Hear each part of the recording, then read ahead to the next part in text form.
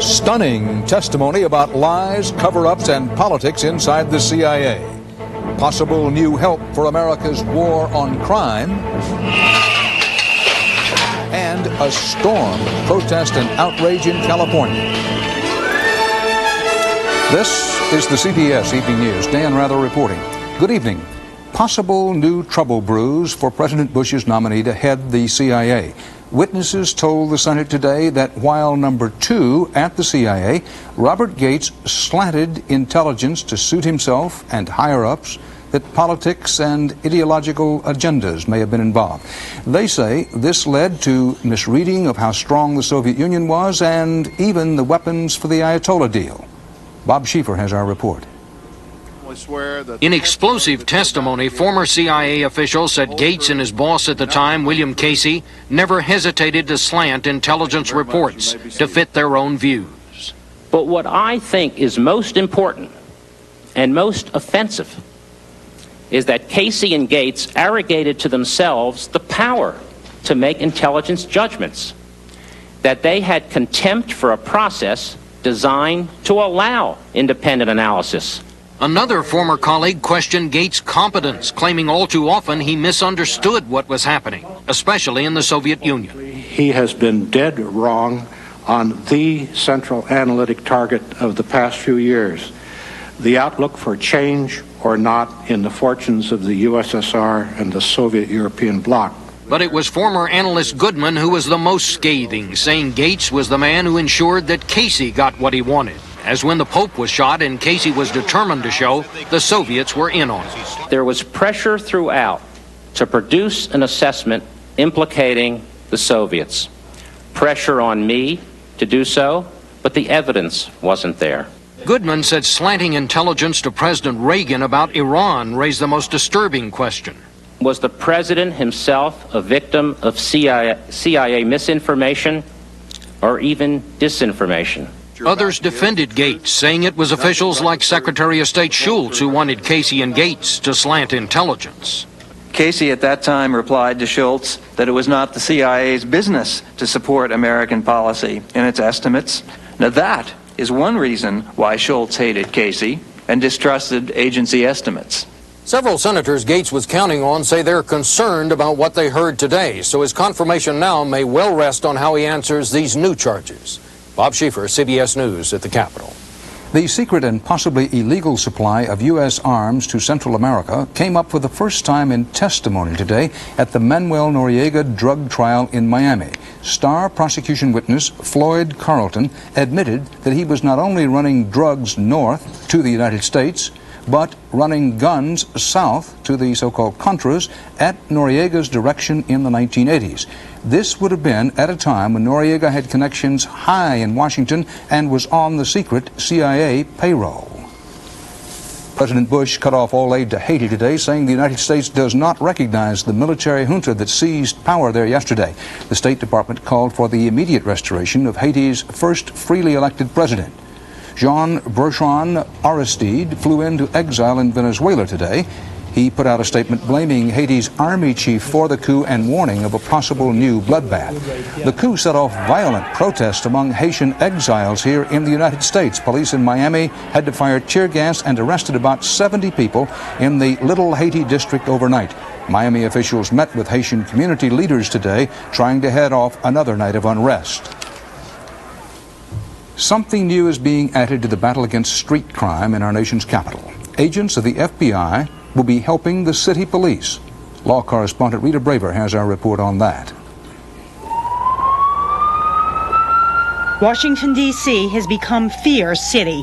We were a little surprised to hear the pop-pop sounds that turned out to be gunshots, but that has happened more than once. 361 murders so far this year. I think it's terrible. And I fear for my children, their lives, because I have small children, a 11-year-old and a 4-year-old. Some of it is random violence, the work of heavily armed neighborhood gangs or crews who don't seem to care whom they hit. Just a few weeks ago, there was a dispute near this high school when one gang member didn't like the way a rival was looking at him. Shots were fired and 2 innocent bystanders were wounded. Things have gotten so bad here that the FBI has announced that for the first time, it's assigning 36 agents to work with local police on fighting street crime in the city. Frankly, when you have violence and murders in our communities, it becomes a priority very quickly. But in fact, it's not been so quickly. For years, local officials nationwide have complained that the FBI focused too many resources on catching the big fish, mobsters and international criminals. The new effort in Washington symbolizes a recognition in the FBI that violent neighborhood crime may be a federal government problem after all. Task forces like this are now getting underway in many cities. We see, not only in Washington, D.C., but we see throughout the country the fact that some of these street gangs are very well organized. Even now, as we're standing here talking, I mean, something could happen. I mean, it's just that random. And people here are hoping that bringing in the feds will give them back their streets. Rita Braver, CBS News, Washington. No let-up today in the outpouring of outrage against California Governor Pete Wilson by gay and lesbian groups. The governor, a Republican, is under fire for vetoing a bill that would have outlawed job discrimination against homosexuals. Wilson insists they're already protected by existing laws. From California, Richard Roth reports.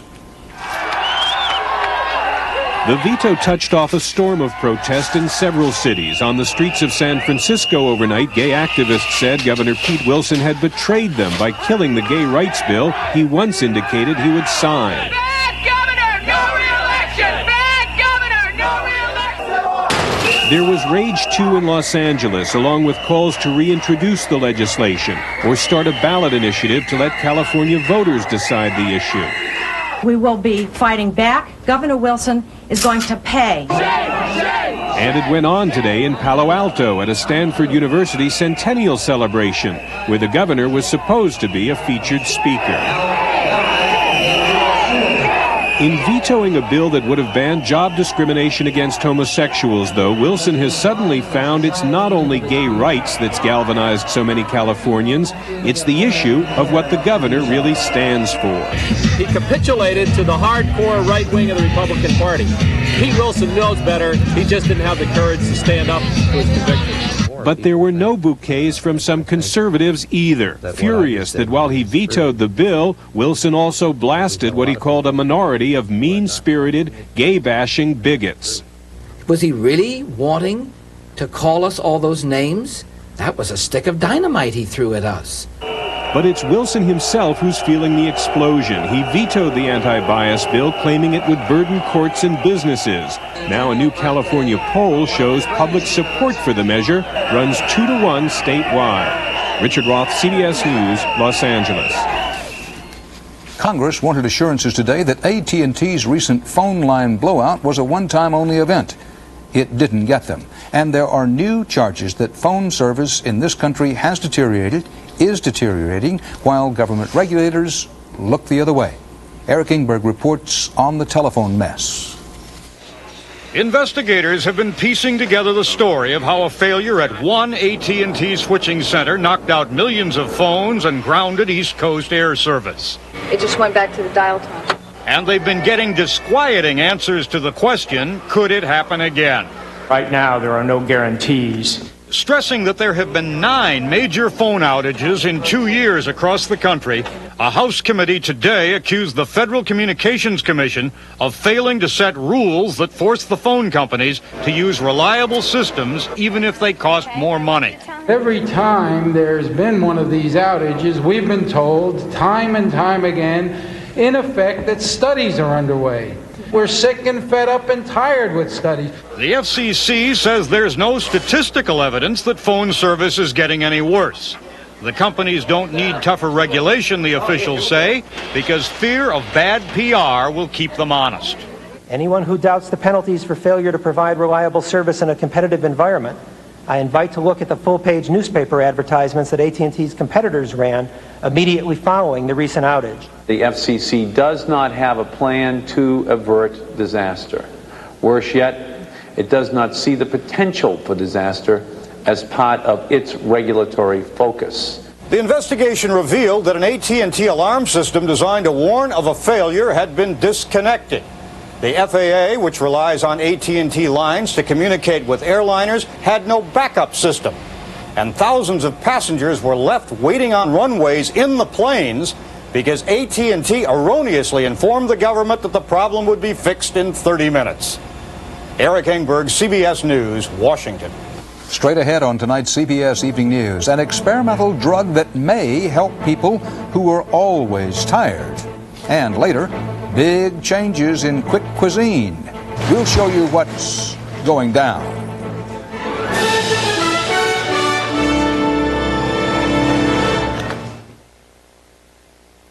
You know, when you're eating Quaker Oats for breakfast, you're doing the right thing. Pure nutrition, and it's piping hot. Then when you're not all hungry by 10 o'clock, and you're still going strong at 11, you know it again. Quaker Oats is the right thing to do. I thought all no-stick cooking sprays were just like Pam. Boy, was I wrong. Only Pam is all natural with no preservatives. Only Pam. And Pam adds virtually no fat or calories. For healthier meals. All natural Pam, a healthier way to cook. It feels to me always like someone's banging on my knuckles with a hammer. It's really uncomfortable. Today it isn't aspirin, it's Advil for minor arthritis pain. Advil just really helps with the pain. It makes it go away. The Advil caused me no upset stomach. Over 100 million people have tried Advil for many types of pain. That means to me it must work, and it also means it must be safe, and those are two things that I'm interested in. Advil, advanced medicine for pain. The Soviet Union announced plans today for more military cutbacks in both nuclear and conventional forces. A top Soviet military official said the 4 million-strong Red Army will be cut by nearly half over the next 3 years. He also said the Soviets are removing some of their strategic nuclear weapons from alert status, matching a step taken by President Bush last Friday. President Bush is helping the Soviet Union somewhat to try and avert food shortages this winter. The president has now freed $585 million in loan guarantees for the Soviets to buy American grain and other farm products. This will also help American farmers by increasing their exports. President Bush is heading for a veto showdown with Congress over help for the unemployed. More about this pre-election year battle about jobs and the economy from our White House correspondent Susan Spencer. Susan? Dan, this bill is still not acceptable to the White House. It would provide additional unemployment benefits for up to 20 weeks, and it passed both houses today by wide margins. The issue of extending jobless benefits to those whose checks have run out erupted into emotional debate on Capitol Hill today as Democrats zeroed in on what they see as the president's biggest weakness, the economy. There are 300,000 fewer jobs in this economy today than there were the day that George Bush walked into the White House. Instead of putting the needs of foreign nations ahead of the United States, he should begin to deal with the pain and agony of our own people. Appearing with the Emir of Kuwait, Mr. Bush was taking no questions, but he appears to have the votes to sustain his expected veto of this $6 billion bill, a bill Republicans call just another Democratic budget buster. Here we go again.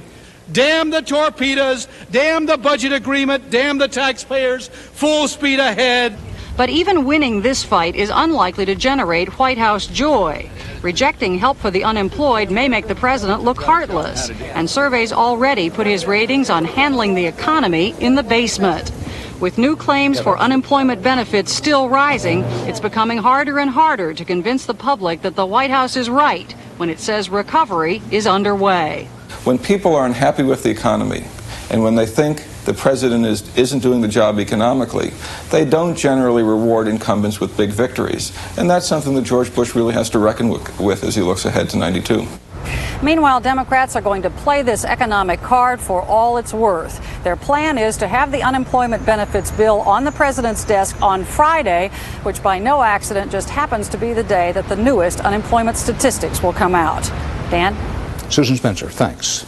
And stay here with us now for more CBS News, including a champion of the Speedway prepares for one last spin.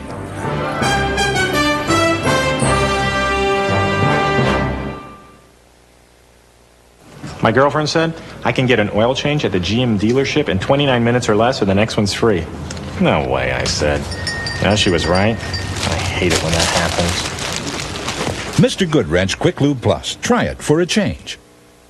Like to try Total? Real men eat Post-Raisin Bran. Hope you're hungry. Takes almost 3 bowls of Post-Raisin Bran to get the nutrition in 1 bowl of Total. 3 bowls? That's not manly. That's nuts. Well, 1 bowl of Total has 100% of 12 vitamins and minerals. Smart men eat Total. We all live with stress. Some people find it harder to deal with than others. And sometimes not only can stress lead to a headache, but it can, on occasion, also lead to stomach upset. That's when your choice of a pain reliever should be Tylenol. Doctors know Tylenol provides fast, effective pain relief, yet is easy on your stomach. Talk to your doctor. We can't avoid stress, but we can take Tylenol to relieve stress headaches. Tylenol, the pain reliever hospitals use most. As beneficial as self-examination is, Mary Brody won't feel the tiny lump in her breast for another 2 years. But she'll discover it tomorrow, after her first mammogram, thanks in part to a new X-ray film created by DuPont that makes it safer to start mammography early. And for Mary, early detection means a 2-year head start on the rest of her life. At DuPont, we make the things that make a difference.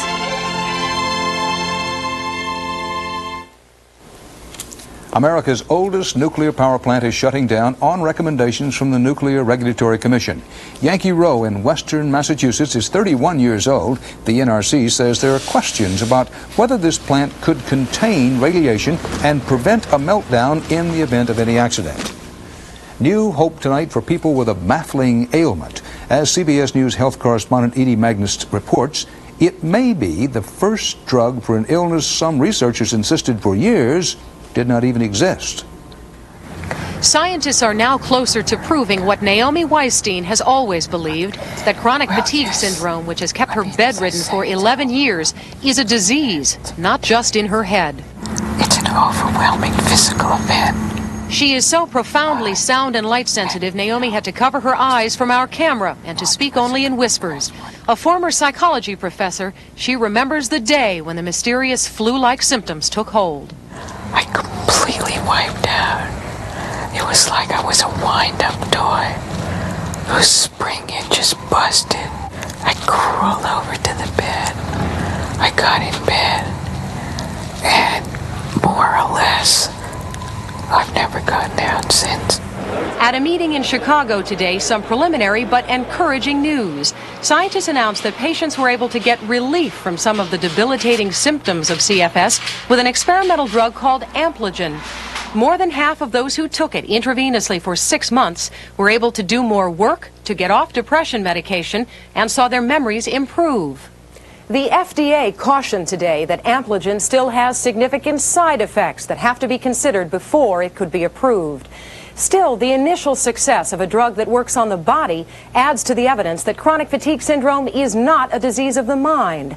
Researchers are now focusing on 4 different viruses as a possible cause, agents which somehow trip the body's immune system and literally wear it down. For 36-year-old Mary Niebling, that has meant 11 years of joint pain, headaches, dizzy spells, and 30 hospitalizations. And like other CFS patients, Mary has trouble concentrating and thinking. Her IQ has dropped 25 points. I think the thing that is most difficult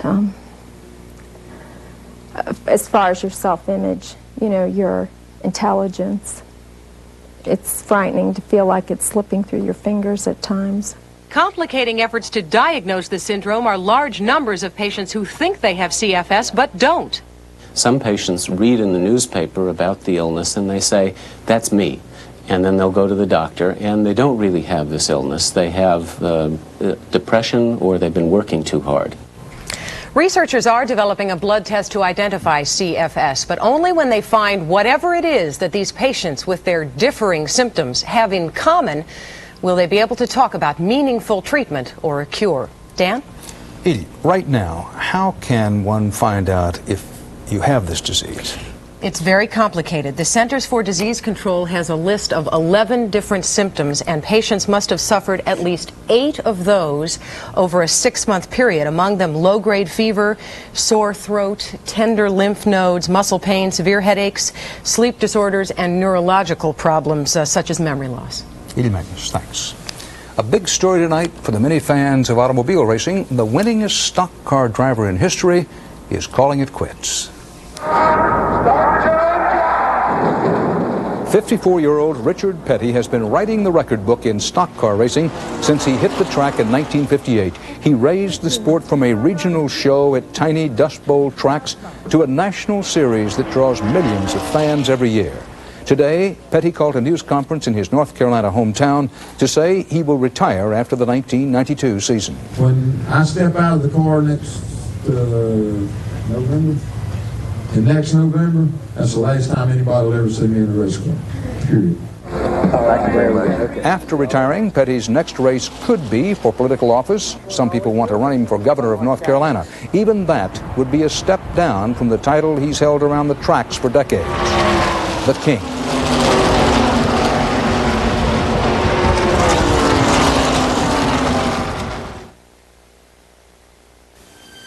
A driver's side airbag is now standard on every new Accord, Civic, and Prelude.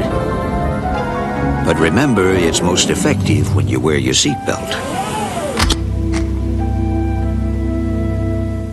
We baked pearls made of denture material in this blueberry pie to prove how powerfully Efferdent, America's leading denture cleanser, removes this tough stain, even in between.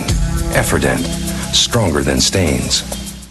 Now you can ask Angela Lansbury about Bufferin. Angela, you've said on TV that Bufferin is effective pain relief. Is it really strong aspirin? I'll say it is. Extra strength Bufferin's the strongest dose of aspirin you can buy. 1,000 milligrams. Angela, how can Bufferin be so strong if it has buffers? That's a good question. I've learned the buffers don't weaken it. They just help prevent aspirin's stomach upset. Bufferin's great pain relief. Shouldn't you discover the strength of Bufferin? In art, matters of taste are often subjective. But in life, good taste is well defined. Fancy Feast gourmet cat food. In the bold single-serving can. Exceptionally moist, uniquely delicious. For a gourmet taste to satisfy even the most discriminating connoisseurs. Fancy Feast. Good taste is easy to recognize. Only 60 Minutes could assemble this much talent on one stage. Friday at 9, 8 Central. The Entertainers.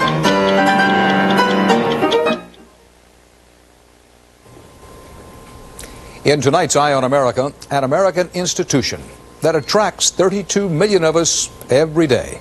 It is the fast food restaurant. And if you haven't been to one lately, you're in for a surprise. Correspondent Richard Threlkeld took in the latest in takeout. Something to drink with that? Would you like some ketchup? So you're in Miami and you've got just a second for lunch and you run over to Burger King for fettuccine Alfredo and broccoli? Yep, from Weight Watchers, 210 calories. It's great. It's very good. The broccoli's very fresh. Hold on, Burger King. The McDonald's in Rochester, New York has that and two other kinds of pasta. In Wichita, they're turning a Pizza Hut into a regular sit-down Italian ristorante.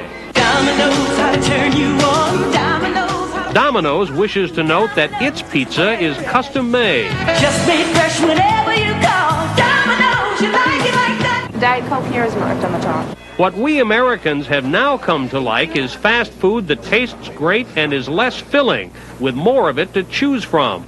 The baby boom generation's getting finicky as it gets older, and there's cutthroat competition to keep the customers satisfied. Menus are getting, well, encyclopedic. The end result, if you're not careful, is that you can get a bad case of menu shot. Hi, can I help you? Should I have the extra value meal? Number 3? Maybe a lobster sandwich. Is that with Coke? Perhaps something from the Mexican medley. Okay. Maybe I'll be good and have a salad. Here to go. You suppose it's too late for breakfast? It sure isn't how fast food started out back at this drive-in restaurant in San Bernardino in the 1940s. The first McDonald's guaranteed you a burger and fries and a shake in 20 seconds. The owner, the original McDonald himself, remembers people thought he was crazy. No more dishes, no more car hops, no more silverware, and self-service. Self-service.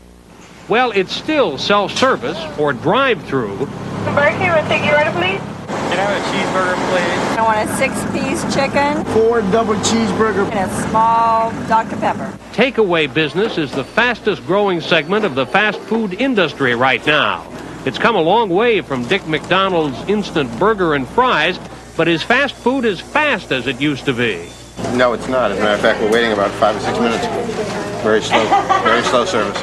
The danger is too many items slowing the system down. That's the one thing that worries me, because each time that you add an item, it's going to slow the system just a little bit, see? Perhaps, but for now, the industry seems determined to prove that fast food is not just fast, but good and good for you, and to offer something for absolutely everybody. What we have had to do is widen choice on the menu, and I think that choice will be a key word for the 1990s.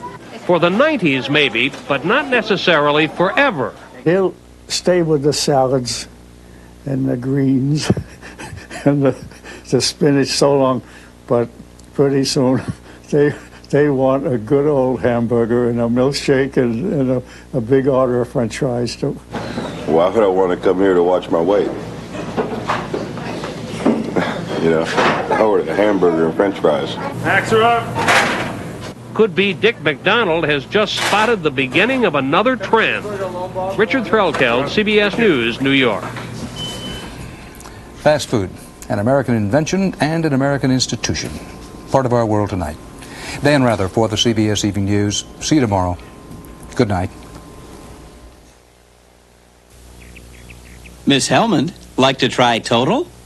I always wake up with my Special K. I'd never cheat. Hope you're hungry. I can never get enough. Good, because you have to eat almost 3 bowls of Special K to get all the vitamins and minerals in 1 bowl of Total. 3 bowls? It's just me here. Whole Grain Total has 100% of a day's supply of 12 vitamins and minerals. Takes almost 3 bowls of Special K for that. Total's got what it takes. Total, 1 bowl, 100%. For years, Chrysler has stood behind every car and truck it makes with the industry's longest powertrain warranty. Since no one could improve upon it, we did, with the Owner's Choice Protection Plan.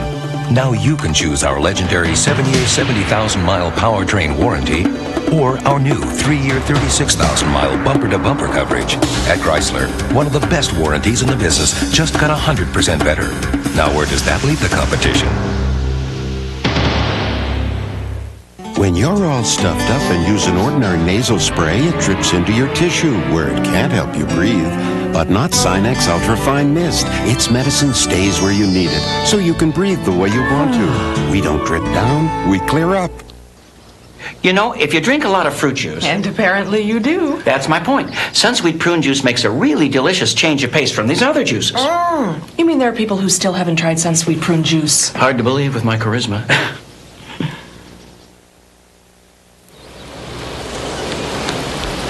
We exercise, we eat right, we even quit smoking.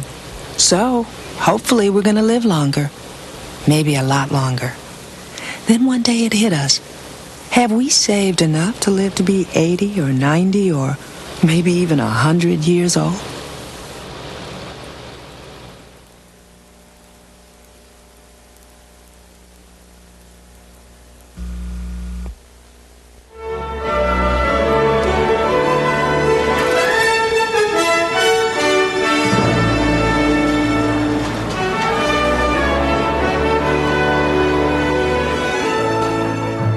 The people of CBS News.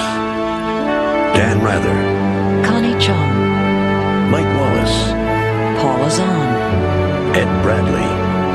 Leslie Stahl. Harry Smith. And Charles Kuralt. Experience. CBS News. This is CBS.